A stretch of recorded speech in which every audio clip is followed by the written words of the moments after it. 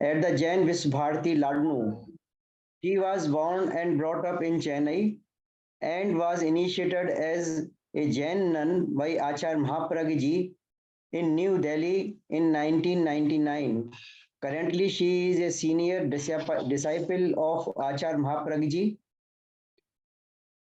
She has written many books on Anekant, like Applied Philosophy of Anekant, Social Implication of Jain Doctrine of Anekant, and so on. She also wrote about 50 research papers. She was also editor of the journal Tulsi Pragya. And uh, today his topic is origin and development of Jain doctrine of Anekant. So now I request Dr. Samani ji, please give your talk. Dr. Samani ji, please. My screen is visible to everybody? Yes. Yes. Okay.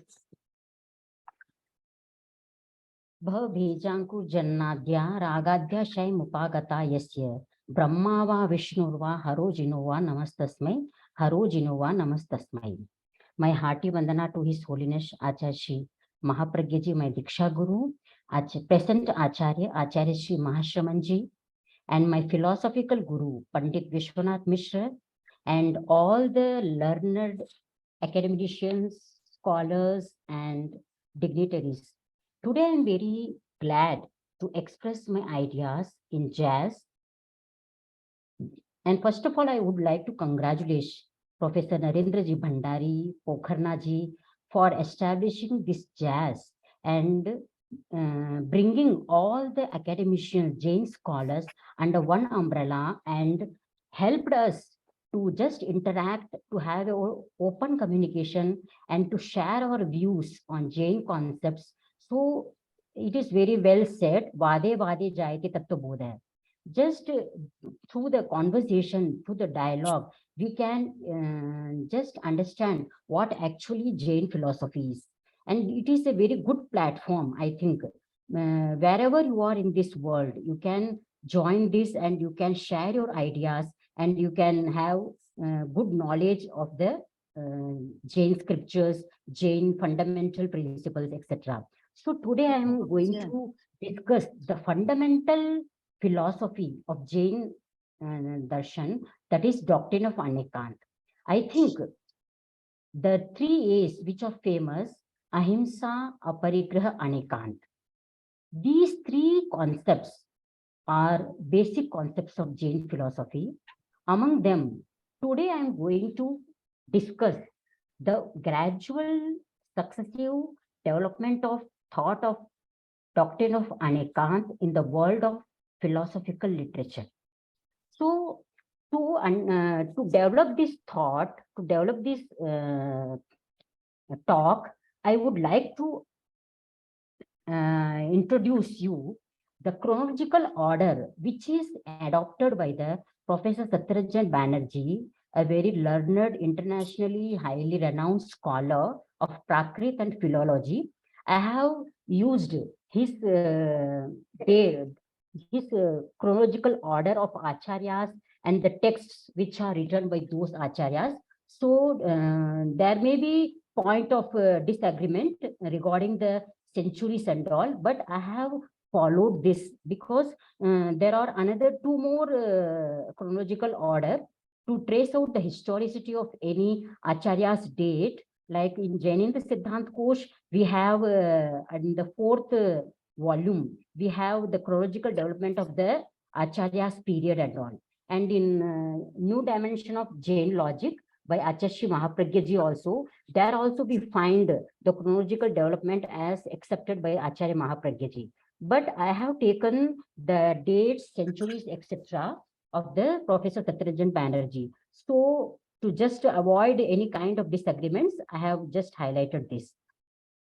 So the basic crux of this my talk is all the Jain concepts which are described in the canonical literature must be understood on the basis of Anekant. If we don't understand the philosophy of Anekant, I think we will not be able to understand even a single sentence single statement of Jain canonical text. It is rightly said in Jain canons, Natti Jinavayanam Naya Vihunam. It means not even a single statement, not even a single sentence of Jina is bereft of Naya perspective. Each and every concept is expressed in the canonical literature from the different perspectives. If we don't understand the Anekantic perspective, we will not be able to understand the meaning of that particular word in that context. So in this lecture, I'm going to highlight basically in the absence of the concept of Naya, the theory of Anekant couldn't have emerged. It is Naya on the basis of which the theory of Anekant came into being. And Sadvat came into being when the question of logical expression of innumerable or infinite modifications and attributes of reality arose. So this is the thing I am going to highlight, how this concept of Anekant came into existence, what is the source, what is the origination, in which place, first of all, the term Anekant appeared in the text, and how the thought of Anekant gradually developed in the world of Jain philosophy. Because when we study the Western philosophy, the history of Western philosophy is nothing but the history of development of thoughts. Actually, we Jain philosophers, we don't give importance to the chronological development of the thoughts of the Jain, development of the thoughts of each and every doctrine. Up till now, I haven't found any article written on the original development of Ahimsa doctrine or origin development of Aparigraha doctrine. We should all take into consideration all these important things, how this concept, at once not even a single concept occurs in this society. Each and every concept develops gradually, successively in the society. Like I just want to give the example of DVC, which was incorporated by the Professor Narendra Bhandari, daily violence count. This is the app introduced by Bhandari ji, and this is the new app, and which just checks the violence graph every day committed by the particular respective person. So this each and every thought should come into the society, then it gets a recognition, and then we just accept this thought, like whether the Anuvrat movement incorporated by Acharya Tulsi or any concept, each and every concept developed in the heart of society gradually in the passage of time. So I have taken the 4 ages which are introduced by Dalsukh Malavanya, learned scholar of Jain philosophy, and I have taken the 4 ages, and in the frame of these 4 ages, I'm going to express my views on how the concept of Anekant originated and gradually developed in the world of Jain literature. The 4 ages were, the first is the age of Agamas, before Vikram 470 to Vikram 500. And the second is the age of establishment of Anekant. It is between the 5th to 8th century CE, current era. The Jain logic age of Praman Vyavastha is the 3rd age, 8th to 17th century CE. And 4th is Anekantvad from Navya Nyaya period to modern age of logic, 17th century up to the modern age 2020. In these 4 ages, I will just develop my thoughts and development of the thought of Anekant through the Acharya's works and the literary works which are done and written by them. So first of all, I would like to highlight the germ of Anekant was found in the Bhagavati Sutra. As all of you know, Bhagavati Sutra is considered as the encyclopedia of Jainism. It is said, like Mahabharata is considered as the very important text in the Hindu tradition. Whatever is in the world is in Mahabharata. Whatever is in Mahabharata is in the world. It is said like this.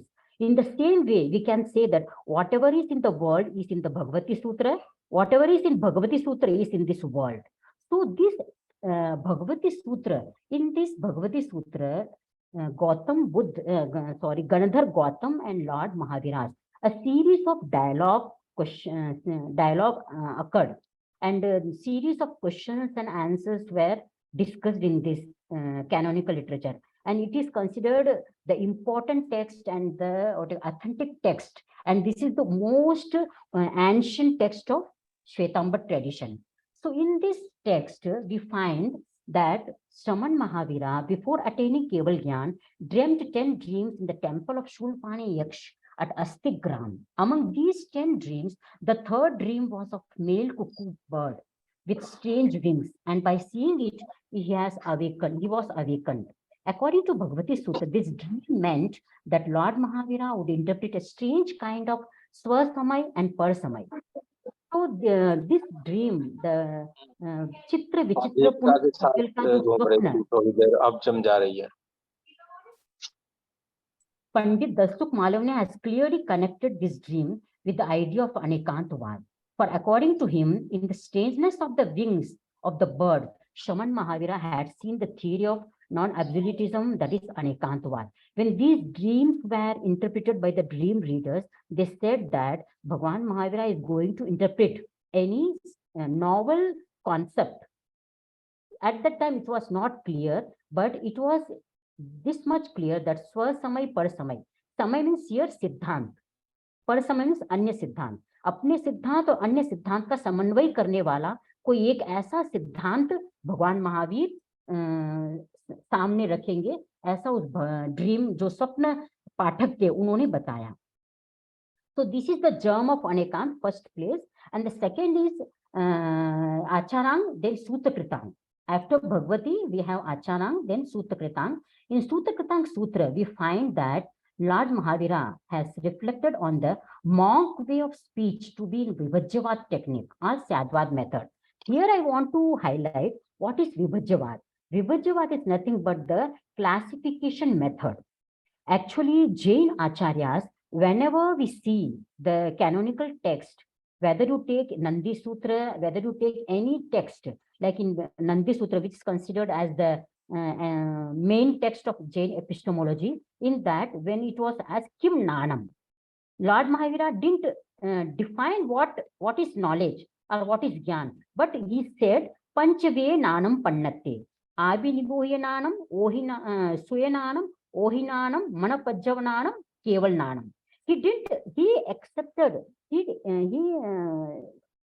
classified 5 types of knowledge and explained what is knowledge. So even the Western scholar Walter Schubring rightly said, Jain Acharyas are great teachers. They used to explain each and every concept through classification method. As all of you know, I think it is well famous.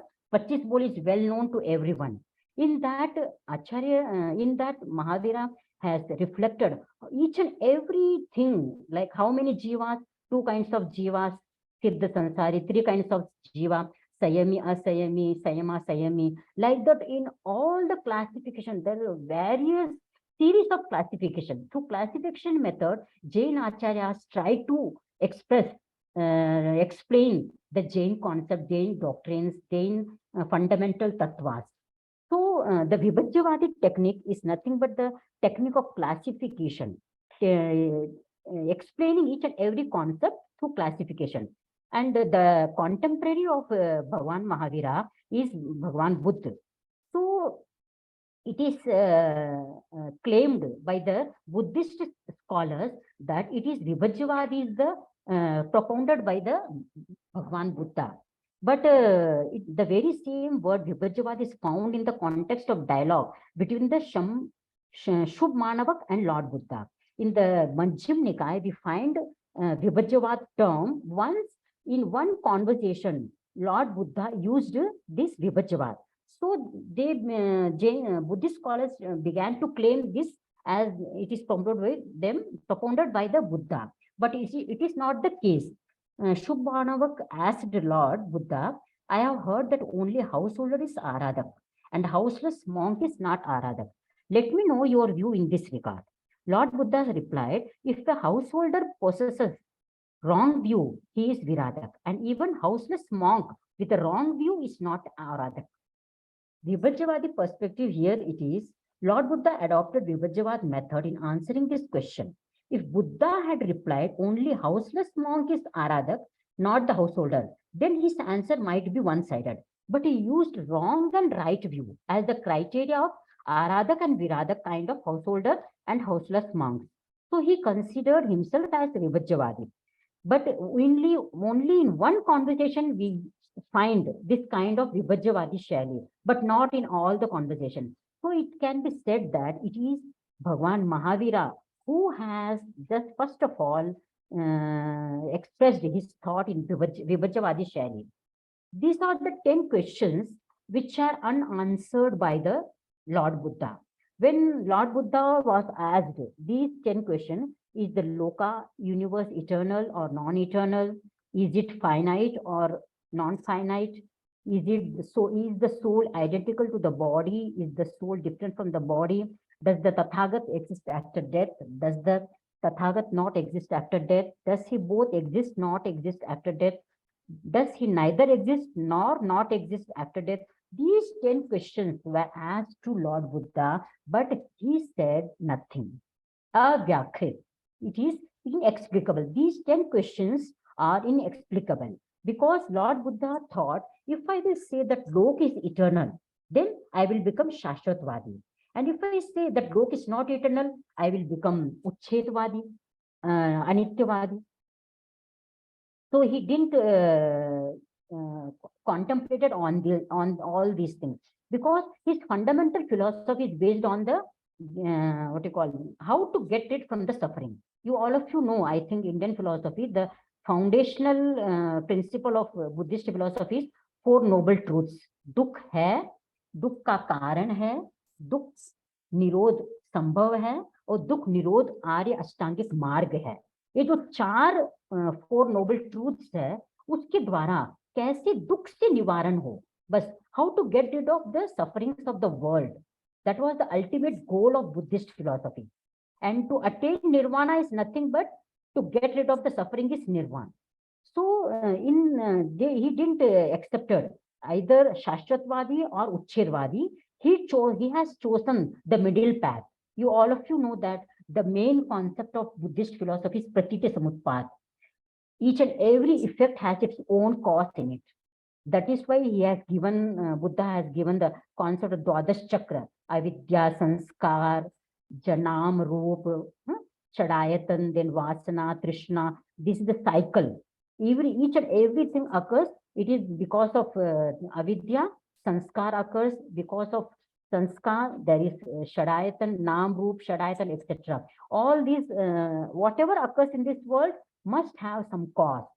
So this concept of Pratit Samutpad, he just wanted to say there must be any cause, but he didn't had the knowledge what is the cause of this, what is the logic behind the acceptance of the eternality of the loka or non-eternality of the loka. He didn't have any concept of regarding that.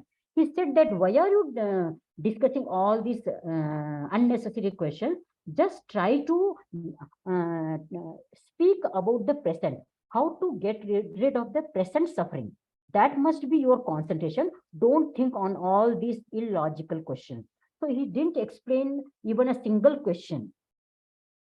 But these 10 questions, if summarized in 3 ways, the question of permanence and transience and infiniteness and finiteness of the loka. The second is the question of oneness and separateness of the soul and body. The third is the question of permanence and impermanence of the soul. तो लोक की नित्यता अनित्यता, लोक शांत है या अनंत.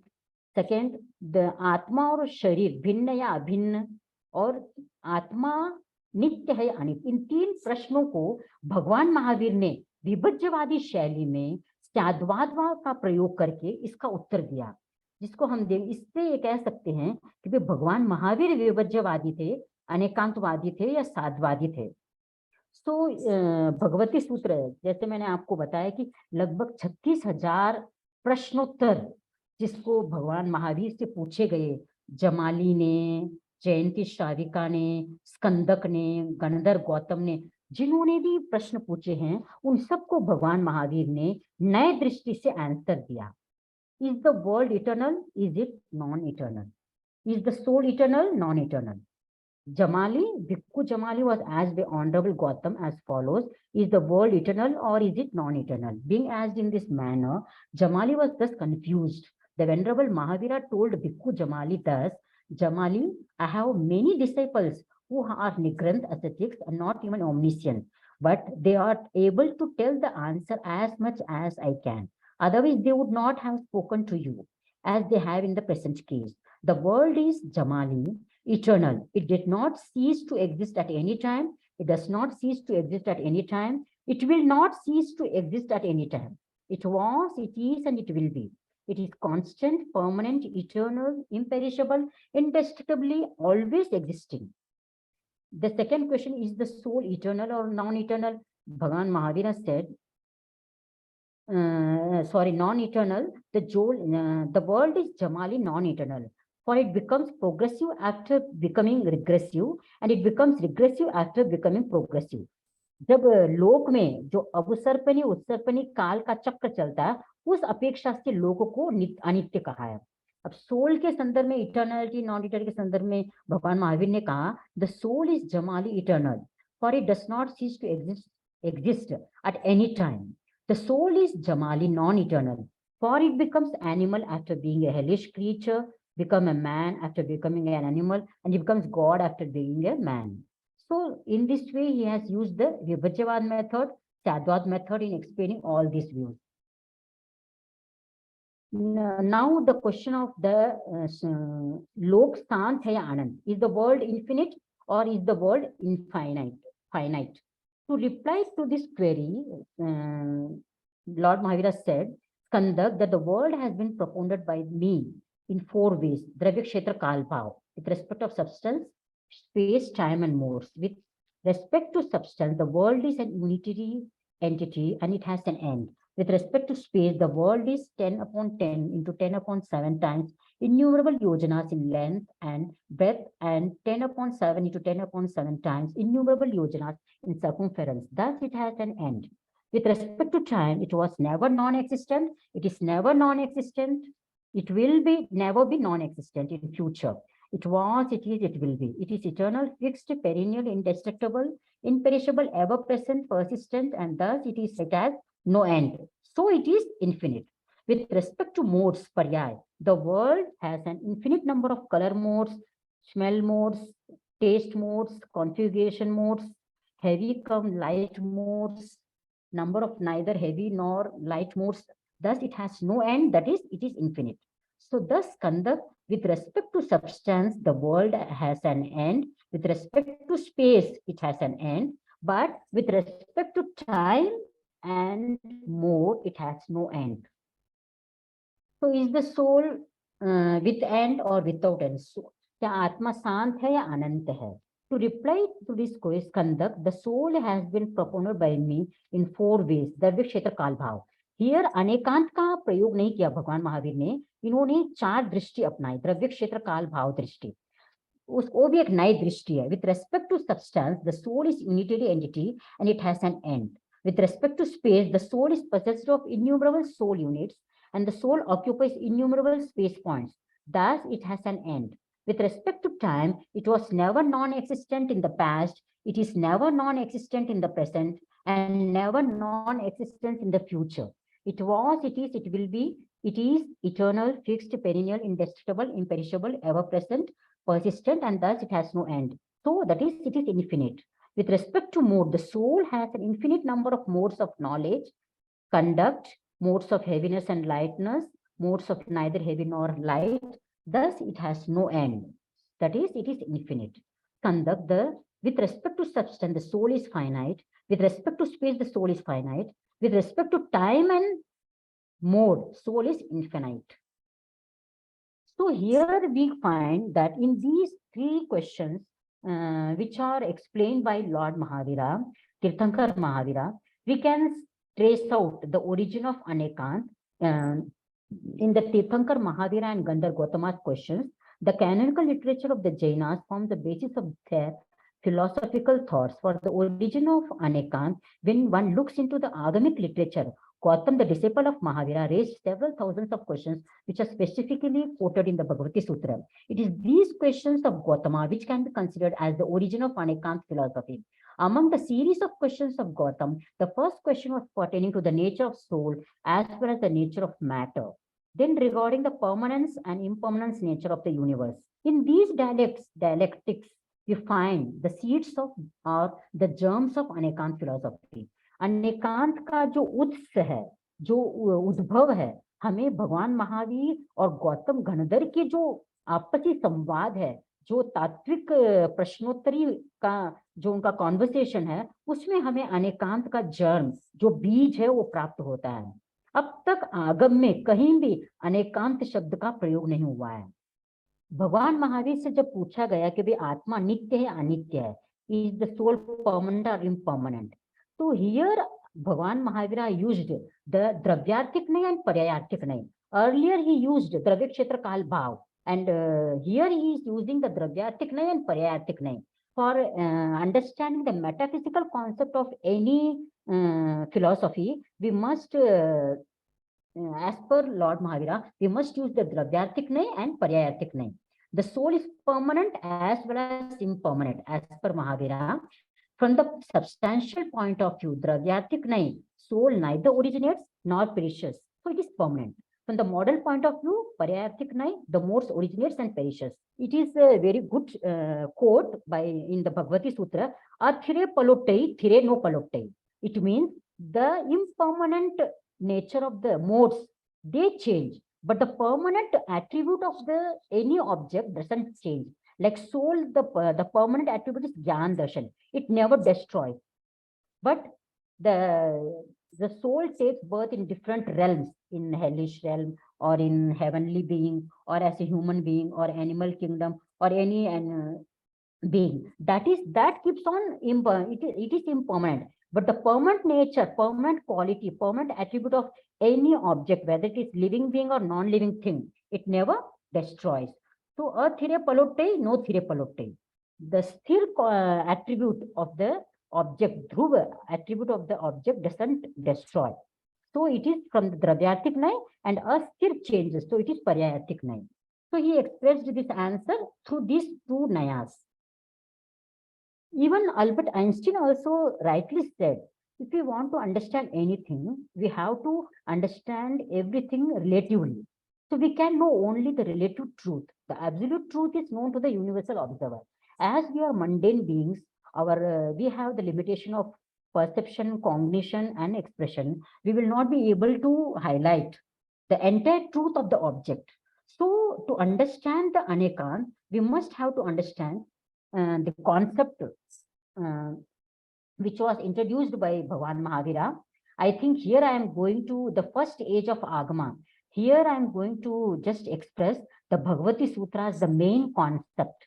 Here the first meeting of Indrabhuti Gautam and Mahavira, first of all he met Tirthankar Mahavira, and as soon as he came to him, near to him, Bhagavan Mahavira said, you have in your mind the doubt about what is Tattva.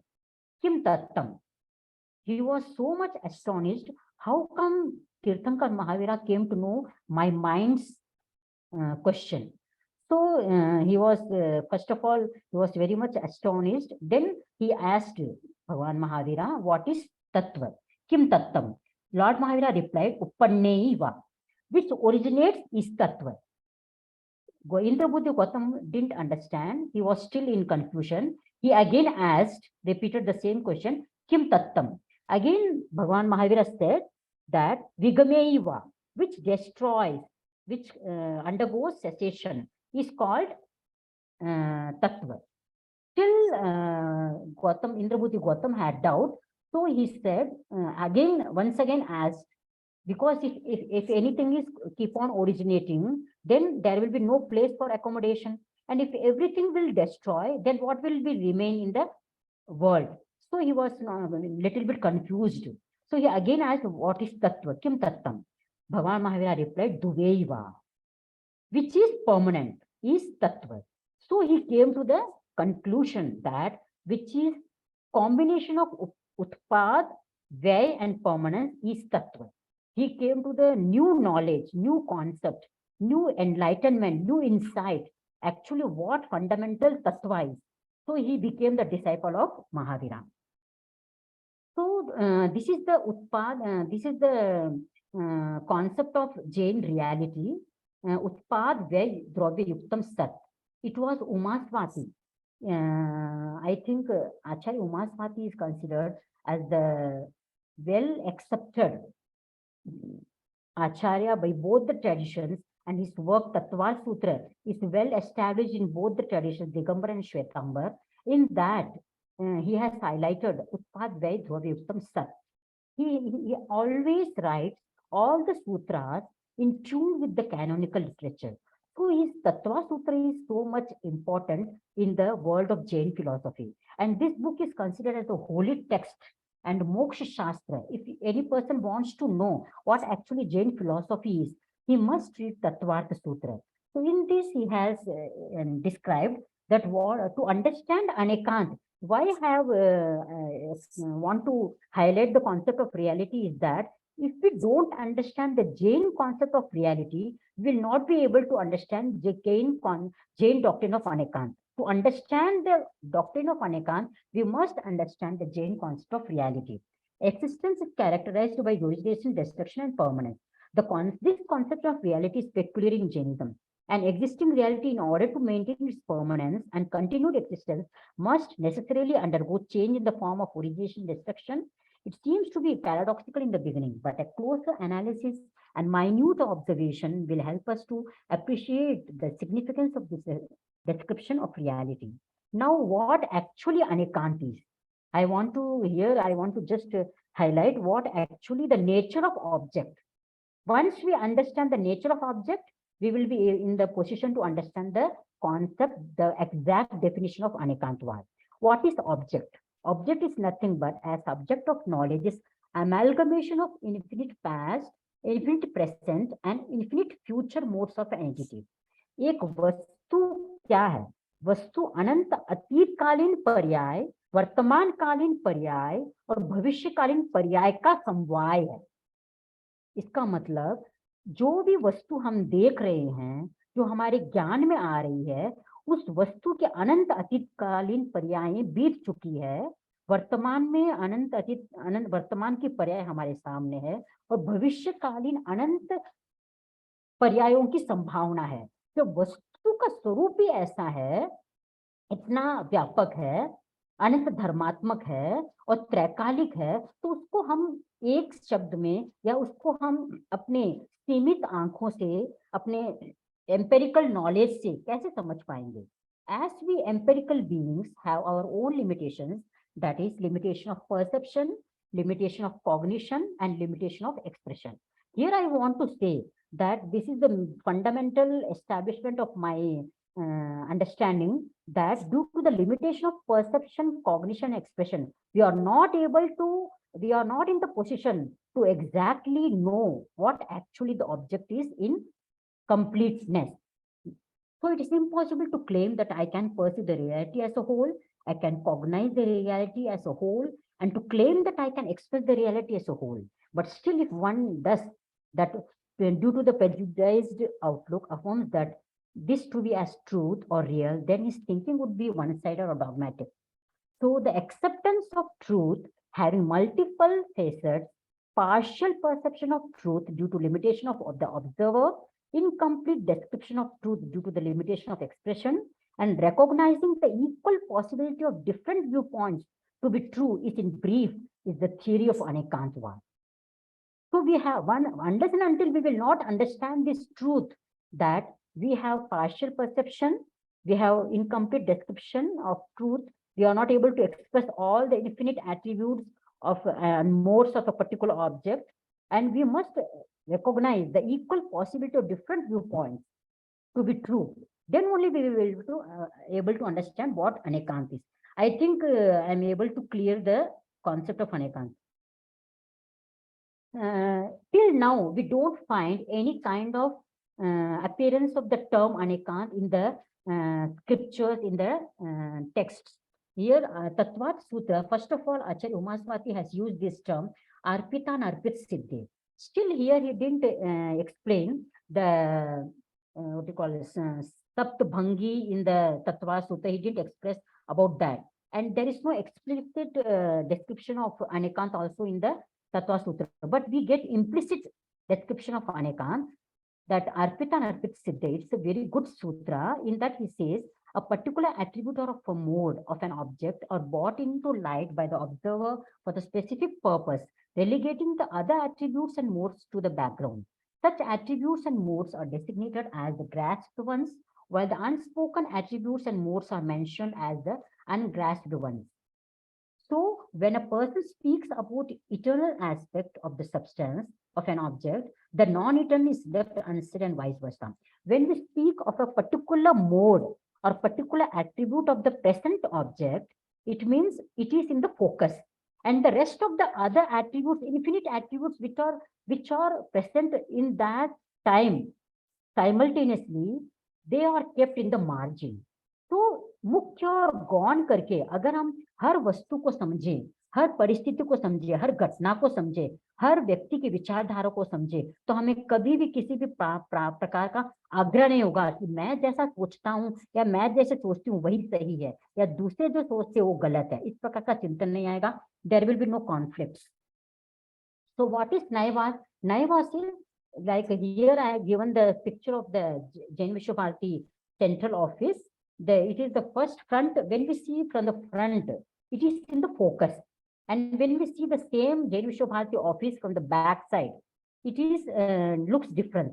If someone you can get due to prejudice or one-sided view, he says that no, it's not Jain Vishwabharati office from the back. So there will be what you call conflict. We must understand the perspective, direction in which angle we are looking at a particular object.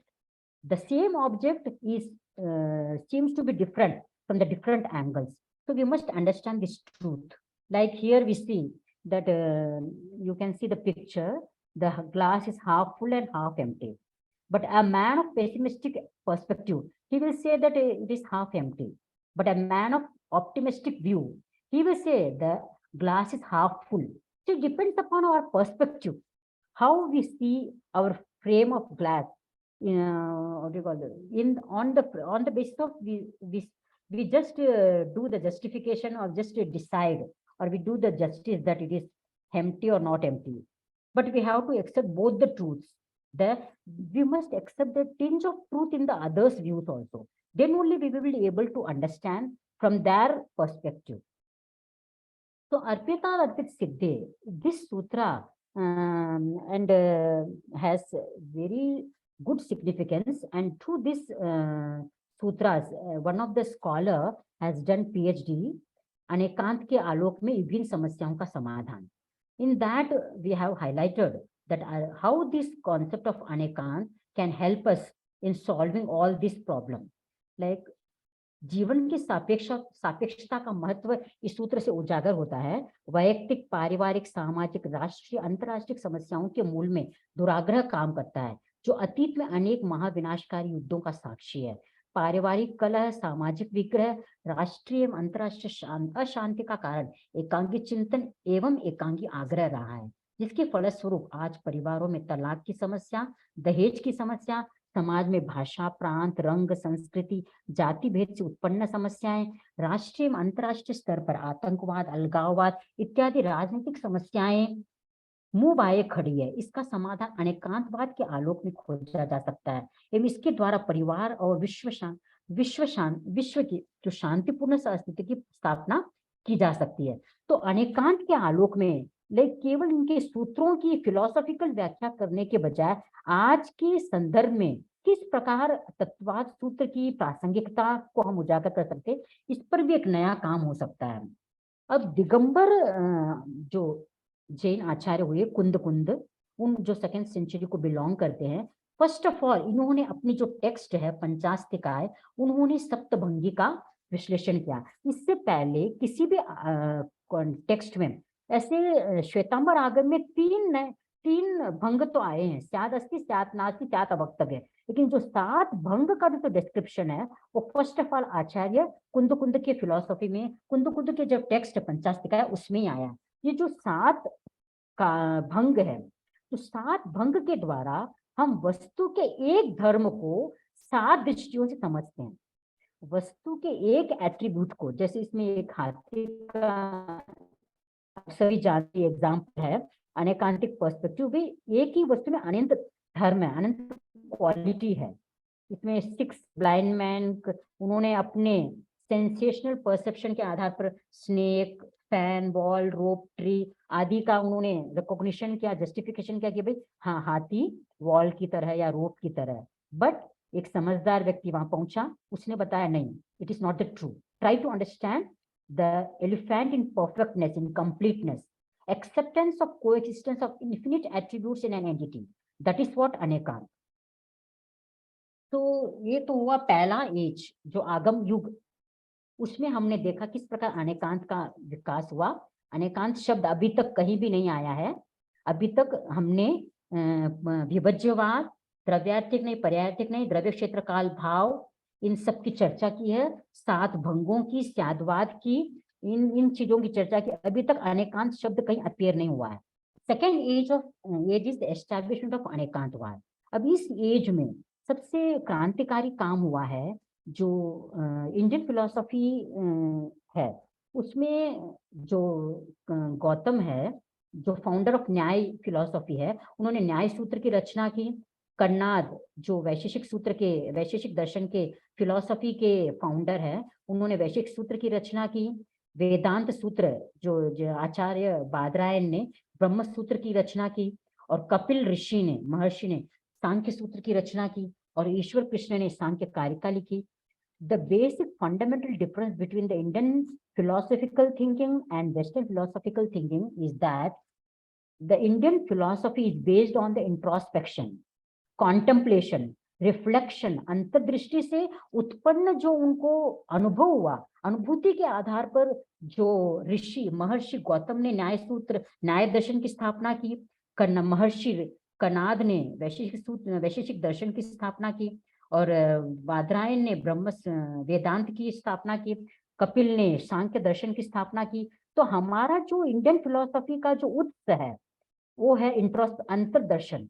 अंतर्दर्शन से जो उनको ज्ञान प्राप्त हुआ, उसके आधार पर उन्होंने अपने फिलॉसफी को डेवलप किया। लेकिन वेस्टर्न फिलॉसफी में जो भी फिलोसोफर्स हुए, उनका बेसिक था रीजनिंग माइंड, लॉजिक, इंटेलिजेंस के आधार पर, रेफ्यूटेशन एंड काउंटर रेफ्यूटेशन के आधार पर वे अपने फिलॉसफी को एस्टैब्लिश करते थे। This was the basic fundamental difference between both the schools of philosophy.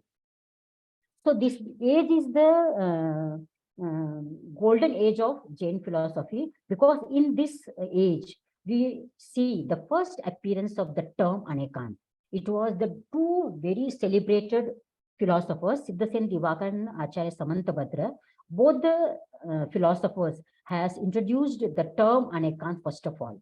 The Siddhasen belongs to the 7th century, and he has written 2 good texts, Nayavatar and Samati Tarpakran. And these 2 texts played a revolutionary role in the world of Jain philosophy.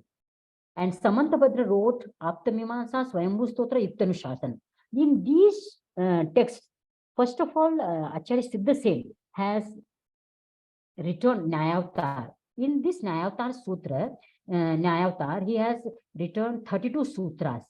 Among them, he has used अनेकांत मतम वस्तुगोचरम सर्वेषां विदाम एक देश विशिष्टोर्थो नयस्य विषयो मतः. It means the omniscient can perceive the multidimensional nature of the reality, whereas one standpoint cognition is done through Naya. He is very much, he has said right, in a right perspective, that we can see only one standpoint of a multidimensional nature of the reality. Only omniscient can perceive all the Anant Dharma. We are not in the position to find out, perceive or cognize all these infinite attributes of a particular object. So we have to understand each and everything from the Naya perspective. And Samati Tarpakran, this is the shlok where we find, first of all, the term Anekant. Jaina vina logasya vavaharo sapvahana nibaddai tasya bhuvaneka guruno namo anekantavayasya. It means It is said, I salute Anekantvad, for without which even day-to-day transactions of society and family would not be managed. How highly he has said that without understanding Anekant, even the day-to-day life situation cannot be handled. The important platform of Anekant is the society and the family, where the theory of Anekant can be applied. So he has said very well that हमारे दैनंदिन जीवन में हम अनेकांत के आधार पर ही हमारे जो हम समाज में परिवार में हम जीते हैं, हम सभी जो हम एक छत के नीचे जीते हैं, हमारे डिफरेंट इंटरेस्ट है, व्यूज है, टेस्ट है, हमारी विचारधारा भिन्न है, फिर भी हम एक छत के नीचे रहते हैं. How is it possible? It is through Anekanta. The coexistence of all the diverse views stay together. That is what the significance of Anekant. So he has given the practical application of Anekant through the Sanmati Tark Prakaran. And the more highlighting thing is that he has wider implication of Naya view. He said that Javaya Nayavaya, Tavaya Honti Nayavaya, Javaya Nayavaya, Tavaya Honti Parasamaya. He has rightly said, Nayas are as many in number as there are methods of putting the sentences. Parasamaya also are so many as Nayas. It means each and every sentence is Naya. If I speak about anything, it is also a kind of standpoint. If another person is speaking any concept, he is also speaking from one standpoint. Each and every sentence, each and every statement is Naya. And in this world, there are infinite Nayas. There are as far as there are infinite sentences, infinite statements, as far as there are Nayas. So he has the wider implication of Naya. He has given मतलब नए का व्यापक उन्होंने मतलब प्रासंगिकता बताई कि भाई जितने भी वचन के प्रकार है वो सारे नए हैं. तो हम कह सकते हैं कि भाई नए अनेकांत का जो उत्स है, ओरिजिन है, द फर्स्ट अपीयरेंस ऑफ जो अनेकांत है वो हमें सन्मति तर्क प्रकरण जो आचार्य सिद्धसेन के द्वारा लिखा गया है, जिसमें उन्होंने पहले पहल अनेकांतवाद को नमस्कार किया. जेन विना लोगस्त व्यवहारो सव्वहान निवर्दयित तस् भुवनेक गुरुनु. भुवन का अर्थात पृथ्वी का एकमात्र जो गुरु है, उस अनेकांत को मेरा नमस्कार है. अब जो इसको नहीं समझता है, जो एकांतिक व्यू रखता है, वो एक ही एंगल से जो सोचता है, उसको संपूर्ण सत्य का ज्ञान नहीं होता है. अगर हमें नए को समझना है तो हमें अनेकांतिक पर्सपेक्टिव को अपनाना पड़ेगा. सत्य को, संपूर्ण सत्य को जानने के लिए हमें अनेकांतिक एटीट्यूड को अप्लाई करेंगे, तभी हम नए को, हमको मतलब कोई भी ऑब्जेक्ट को, कोई भी इंसिडेंट को, कोई भी सिचुएशन को समझ पाएंगे. अब आत्ममीमांसा में समंतभद्र ने भी बहुत सुंदर कहा है, अनेकांतोप्यनेकांत प्रमाण नय साधन है, अनेकांत प्रमाणाते तदेकांत तरोपितान्वयत्. अर्थात he said that Anekanta is also Anekantika. अब इन्होंने इतना सुंदर कहा है, if anekant is anekant in the true sense, then there must not be any insistence that anekant is the only way to realize the truth and there is no other way. अगर मैं ये कहूं कि अनेकांत के द्वारा ही युग की सारी समस्याओं का समाधान संभव है, अनेकांत के द्वारा ही सब कुछ हो सकता है, तो वो भी एकांत बन जाएगा, वो भी फिर अनेकांतिक नहीं रहेगा. This was the very good contribution of Acharya Samantbhadra, which he has highlighted in the Apta Mimamsa. He said Anekant is also Anekantik. Non-absolutism is not the only way through which we proceed in the direction of searching the truth, and absolutism is also a way. मतलब अनेकांत के द्वारा ही मुझे सत्य की प्राप्ति हो सकती है, अगर मैं ही लगा दूंगी तो वो भी एकांत बन जाएगा. तो ये इतना सुंदर इन्होंने विचार दिया है. तो अनेकांतवादी जो उसका पालन करने वाला है, अगर वह भी वह आग्रह कर दे कि अपना मतलब अनेकांत को इतना इंपॉर्टेंस दे दे कि अनेकांत के द्वारा ही सब कुछ संभव है, तो वो भी वो एकांतिक है. तो ये समंतभद्र के द्वारा जो ये श्लोक वगैरह दिए गए हैं, घटमौली सुवर्णाति नाशोत्पाद स्थिति स्वयं, ये सब मैं डिटेल में जाना नहीं चाहती हूँ. ये सारे हाईलाइट करते हैं कि भाई जो सत्य है उसको सब दृष्टिकोण से समझो. ये भी दूध का त्यागी है, वह दही भी नहीं खाएगा और वह घी भी नहीं पिएगा. सब चीजों को काउ प्रोडक्ट्स को जिसने त्याग कर दिया है वो कुछ भी नहीं खाएगा। तो ये सारे जो कॉन्सेप्ट्स है ये हाईलाइट करते हैं कि हमें हर चीज को ना अनेकांतिक पर्सपेक्टिव से समझना चाहिए। तो here comes the end of the age of establishment of Anekanta. जो अनेकांत व्यवस्था युग था वह यहाँ पे संपन्न हो रहा है, लेकिन इस एज के संपन्नता पर दो और आचार्य हुए जिन्होंने बहुत बड़ा कंट्रीब्यूशन किया अनेकांत के फील्ड में। जो आचार्य मल्लवादी हुए हैं, जो 7th सेंचुरी को बिलोंग करते हैं, उन्होंने जो सन्मति तर्क है उस पर उन्होंने कमेंट्री लिखी, उस पर व्याख्या लिखी, टीका लिखी, नए चक्र।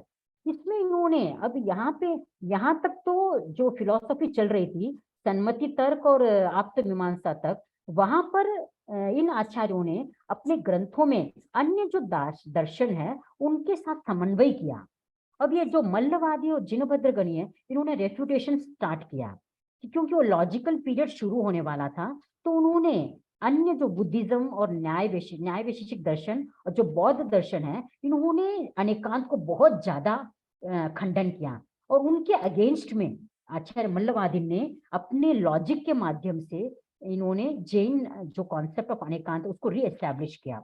और जिनभद्रगणी श्रमण ने विशेषावश्यक भाष्य में सेम जैसे आचार्य सिद्धसेन ने सन्मति तर्क प्रकरण में जो बात कही है अनेकांत के बारे में, उसी को और ज्यादा फर्दर डिटेल एक्सप्रेशन दिया है। तो here start the debate, age of debate, philosophical debate. अब तक तो जितने भी आचार्य हुए उन्होंने समन्वय किया, अन्य जितने भी फिलोसफी थे उनको अनेकांत की छतरी के नीचे उन सभी विचारों को उन्होंने समन्वित किया। अब यहाँ जो नेक्स्ट जो एज आ रहा है लॉजिकल एज, इसमें refutation counter refutation of the Buddhist and the Naiyayikas went on with unabated zeal from the 3rd up to the 8th century AD. This battle of arguments ushered in a new era of logic when there prevailed conflicts between philosophies. The philosophers are prone to strengthen their respective position through refutation of others by means of logic, relegating the scripture to a secondary place of importance. A philosopher does not depend on the scriptures for the support of his views, but he requires logic in defense of his position. अब इस युग में जो तार्किक युग था, the age of प्रमाण व्यवस्था युग, ये लॉजिकल एज था। इसमें हर बात को आगम के, अब तक जो काल था वह श्रद्धा का युग था, आस्था का युग था। जो अब जो एज आ रहा है वह लॉजिकल एज था, मतलब तर्क प्रधान युग था। और इसमें हर बात को, अपनी बात को सिद्ध करने के लिए, अपनी बात को एस्टैब्लिश करने के लिए आपको युक्ति देना पड़ेगा, परफेक्ट लॉजिक देना पड़ेगा, और वो फिट होना चाहिए लॉजिक में। अगर वो बात अगेंस्ट है आगम के भी, अगर लॉजिक में फिट हो रहा है तो बात सही है। तो वाद विवाद के माध्यम से लोगों ने अपनी बातों को पुष्ट करना, तर्क कुतर्क के माध्यम से भी उन्होंने अपने सिद्धांत का मंडन करना और दूसरों के सिद्धांत को खंडन करने का युग आ गया। तो इस समय जो आचार्य हरिभद्र और आचार्य अकलंक हुए, उन्होंने बहुत इंपॉर्टेंट रोल किया। उन्होंने अन्य जितने भी इंडियन फिलोसॉफिकल थॉट्स थे उनको स्टडी किया, क्योंकि संस्कृत एज आ गया। तो दोनों जो थे संस्कृत पंडित थे, हरिभद्र और अकलंक, दोनों ने संस्कृत का अच्छा ज्ञान किया। और उन्होंने उनके जो फिलोसॉफिकल न्याय दर्शन, सांख्य दर्शन, वैशेषिक दर्शन, वेदांत दर्शन आदि सभी दर्शनों को अध्ययन करके उन्होंने अनेकांत को अपने टेक्स्ट में एस्टैब्लिश किया। आचार्य Haribhadra is described as having protected the words of Arhat like a mother by his 1400 works. He wrote Anekant Jai Pataka. In this, he has just answered the refutation made by the non-Jain scholars. Okay, and Akalank in his, which is the Tattva Sutra commentary, Tattvat Rajvartik, and Apta Mimamsa, he has written the commentary on the Apta Mimamsa, Ashtashasri. In this, he has written very elaborately about the philosophy of Anekant. I am not going to in detail of this. And Haribhadra also wrote Shadan Samuchay. I think this is the very unique work done by him. 6 philosophies. He has given the very brief introduction of these 6 philosophy in this Shadan Samuchay. And we can say that this text, which is written in the Anushtup Chand of Sanskrit, and in short, very lucid Sanskrit, he has written very nicely 6 philosophical philosophies. He has interpreted very nicely. And in Shastra Varta Samuchay, he has done the what you call the reconciliation of all the philosophy. Like he has taken the Vedanta philosophy into the Sangranai, Buddhist philosophy into the Rijasutranai, and the Sankhya philosophy in the Sangranai, Naigamnai, etc. All these this समन्वयवादी Haribhadra को कह सकते हैं समन्वयवादी आचार्य, इन्होंने शास्त्र वार्ता समुच्चय में सारा मतलब दर्शनों का समन्वय किया है। अब अभयदेव और विद्यानंद जो दो आचार्य हुए, जो विद्यानंद का जो वार्तिक है वह तत्वशास्त्र की एक बहुत इंपॉर्टेंट कमेंट्री मानी जाती है, तो इन्होंने बहुत सुंदर इसमें एक्सप्लेन किया है। और अभयदेव ने तो सन्मति तर्क प्रकरण वाद महार्णव, ये जो पुस्तक हम पढ़ रहे थे, एक श्लोक पर उन्होंने 600 पेजेस लिखे हैं। तो जैन सिद्धांत कोश जैसा मोटा ग्रंथ उसी शेप का एक केवल फर्स्ट श्लोक को एक्सप्लेन कमेंट्री लिखी उन्होंने वाद महार्णव में, इतना डिटेल लिखा है। तो आप समझ सकते हैं कि कितने वेल वर्स्ड आचार्य मतलब थे ये, यही वाली बात है। अब नेक्स्ट इस एज में माणिक्य नंदी, प्रभाचंद्र, वादिदेव, समणी जी क्षमा चाहती हूँ, इन आचार्यों ने ये प्रमाण नहीं तत्व लोकालंकार इन सब में, और हरि हेमचंद्र ने इंपॉर्टेंट 2 टेक्स्ट लिखे, अन्य योग वच्छेदिका, और जिस पर सैद्वाद मंजरी नाम की मल्लिशेन की टीका है, उसमें किस प्रकार त्यागवाद, अनेकांतवाद, नयवाद और शून्यवाद, इन सब का जड़वाद आदि का खंडन, मतलब शून्यवाद का आदि का, न्याय वैशेषिक के जो बुद्धिस्ट का जो क्षणिकवाद है उन सब का खंडन किया, और किस प्रकार अपना जैन दर्शन के अनेकांतवाद, त्यागवाद का मंडन किया। बहुत सुंदर रचना है। प्रमाण मीमांसा में तो उन्होंने तो प्रमाण को बहुत ही सुंदर संस्कृत भाषा में एक्सप्लेन किया है। इसमें भी अनेकांत को मतलब एक ऐसे प्रामाणिक सोर्स बता दिया, ज्ञान का सोर्स बता दिया उन्होंने। अच्छा समणी जी क्षमा करिएगा, अभी कितनी स्लाइड्स और हैं? मैं कह सकती हूँ यशो विजय एक ऐसे आचार्य हैं जिन्होंने न्याय दर्शन का नव्य न्याय की जो संस्कृत है उसको लर्न किया, पहले उसको लर्न करके अपनी जो जैन फिलोसॉफी है उसको नव्य न्याय शैली में लिखा, और लिखने के बाद अनेकांत व्यवस्था और ये क्या अनेकांत अष्टसहस्त्री जैन तर्क भाषा, ज्ञान बिंदु, नए प्रदीप, इस सब में इन्होंने नव्य न्याय शैली का प्रयोग किया, और जो भी रेफ्यूटेशन थे नॉन जैन फिलोसोफर्स के रेफ्यूटेशन किया और अपने जैन फिलोसफी को एस्टैब्लिश किया। उन्होंने अध्यात्म शास्त्र जो ग्रंथ है उसमें देखो, अनित्यवादी बौद्ध दर्शन का ऋजसूत्र का अनुसरण करता है, अद्वैत अभेदवादी वेदांत इन सांख्य दर्शन संग्रह नय का, भेदवादी योग और वैशेषिक दर्शन नैगम नय का, शब्दाद्वैतवादी मीमांसक शब्द समभिरूढ़ एवं भूत नामक तीनों शब्द नयों का अनुसरण करते हैं। इस प्रकार उन्होंने समन्वय किया यशो विजय ने, परंतु सर्वनयों से गुंफित त्यागवादमयी जैन दृष्टि की समरसता प्रत्यक्ष समणी जी क्षमा चाहते हैं। हाँ, ये टाइम हो गया है, तो अभी कितना बाकी है आपका? हाँ पूर्वी जी, आपका अभी कितना स्लाइड बाकी है? मेरे अभी है थोड़े 10 है, मतलब मैं जस्ट थोड़ा स्किप करती हूँ, थोड़ा स्पीड करती हूँ क्योंकि ऑलरेडी टाइम हो गया है इसीलिए। Okay okay okay okay. कुछ लोग प्रश्न भी पूछेंगे, नहीं, कुछ प्रश्न भी पूछना है, क्लैरिफिकेशन भी करना है। Okay, I will try to wind up within few minutes। Okay, please sum up, please conclude this. तो ये जो थर्ड जो एज था, इसमें ना मतलब dark face of Jain philosophy है, ये था कि 18th century that begins the period of transition and decline in Jain philosophy. When we try to trace out the history of Anekant, the 18th century and 19th century can be compared with the search of trees in the barren land in the absence of any work written on Anekant. मतलब ये 17वीं और 18वीं शताब्दी के 18वीं और 19वीं शताब्दी में कोई भी किसी प्रकार का जो ग्रंथ है जैन अनेकांत के बारे में नहीं लिखा गया। अब ये जो सतकड़ी मुखर्जी है, इन्होंने नॉन एब्सोल्यूटिज्म नामक बुक में और मतीलाल जैन ने सेंट्रल फिलोसफी अनेकांत जैनिज्म में, जो शंकराचार्य, सर्वपल्ली राधाकृष्ण, सुरेंद्र दास गुप्ता, इन्होंने जो नॉन अनेकांतवाद को प्रोबेबिलिज्म, मेबिज्म दिया, उन सब का खंडन किया इन्होंने। और सागरमल जैन ने 2 पुस्तक लिखी, अनेकांत सिद्धांतवाद, आचार्य तुलसी ने जैन सिद्धांत दीपिका विश्वनाय करने का, और आचार्य महाप्रज्ञ ने ये जो जितनी भी बुक लिखी है, अनेकांत द थर्ड है, quest of the truth, Anekanta reflection and clarification, Anekanta views and issues, Jain Darshan Manan और Mimansa, new dimension Jain logic, Jain Darshan और अनेकांत, एकांत में अनेकांत, अनेकांत में Ekanta, Anekanta the philosophy of existence, coexistence, इन सब में मतलब series of books were written by him in a new style of interpretation of Anekant. Moreover, questions raised by the scholars who were having ambiguity and inconsistency regarding the concept of Anekant are resolved by him in these books in a logical way. तो आचार्य महाप्रज्ञ जी ने practical application of अनेकांत को इन सारे पुस्तकों में highlight किया है. सो relativity of अनेकांत. सो ये जो आचार्य महाप्रज्ञ जी की जो बुक्स है जो बेसिकली अप्लाइड फिलोसॉफी है, as per the view of Acharya Mahapragya, tolerating each other instead of prevailing differences is the first step for peaceful coexistence. It is Anekantic perspective which give full stop to the ever-increasing graph of divorce rate and help in establishing the sound relationships in families. So just I want to conclude that ये seminars and conference जो हुए हैं, उन conference का जो books है, multi dimensional application of Anekantavada, Ahimsa, Anekanta और Jainism, facets of Jain philosophy and religion and culture, Anekantavada and Syadvada, ये 3 पुस्तकें निकली है अनेकांतवाद पर ऑन द बेसिस ऑफ. और अशोक कुमार जैन ने बुक्स ऑन मतलब जैन दर्शन में अनेकांतवाद, ये रिसर्च उनकी बुक है मंजू नाटान अनेकांतवाद थ्रू पेंटिंग्स. इसमें इन्होंने पिक्टोरियल फॉर्म में अनेकांत को डिपिक्ट करने का प्रयास किया है, एकदम ऐसे गूढ़ सिद्धांत को पेंटिंग के माध्यम से.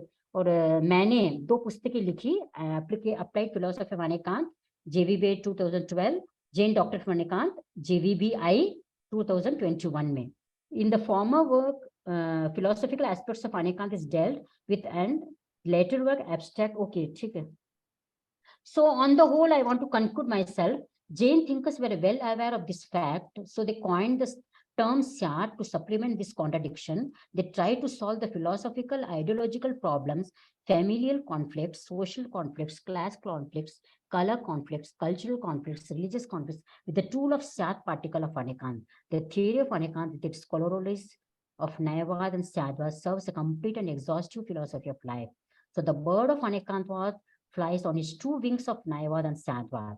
उसके बिना कोई भी मतलब न्यायवाद और. So this is the in the third age, we can say 12th to 15th century, not even a single book was written on the Anekant. So it can be considered as the dark phase of Jain philosophy. And I want to just conclude myself, the limitation of Anekant. Anekant cannot be applied in all the places. For the comprehensive understanding of the theory of Anekant, certain postulates of Anekant is the precondition to be known by all. The complete truth exists, but it can neither be perceived nor be expressed completely. The second thing is, as a perception, conception, and expression are sequential in time and space, we can perceive and cognize and express only partial truth. The third one is, all the description of an object or situation are subject to the chosen reference. And the last and the 4th important thing is, one cannot apply Anekant in moral dilemmas in the field of ethics. This is the limitation of Anekant. So I want to conclude myself, the bird of Anekant cannot fly without its 2 important wings, Nayavad and Syadvad. Om Arham. बहुत बहुत धन्यवाद समनी जी, आपने बहुत ही विस्तृत अनेकांतवाद की history को आपने present किया. लेकिन इसके अंदर एक चीज मिसिंग थी जो मैं आपको थोड़ा हिंट देना चाहूंगा कि स्यादवाद के जो एलिमेंट्स हैं वो उपनिषद में भी मिलते हैं. एक कठोपनिषद में, मतलब छंदोपनिषद में उसका वर्णन आता है, वो आपका एक हिस्ट्री के अंदर मिसिंग जैसा लगा. तो एक तो वो है, और दूसरा आपने स्वसमय और परसमय की जो बात कही थी, ये समय सार में आत्मा के संबंध में कही गई है. आपने या तो मैंने गलत सुना, नहीं अदरवाइज आपने कुछ दूसरी तरह से उसको परिभाषित किया था. समय की अभाव था, इसलिए शायद आप आया हुआ है स्यादवाद के ऊपर नहीं कर पाएंगे. Yes sir. अभी कुछ प्रोफेसर क्वेश्चन लेते हैं.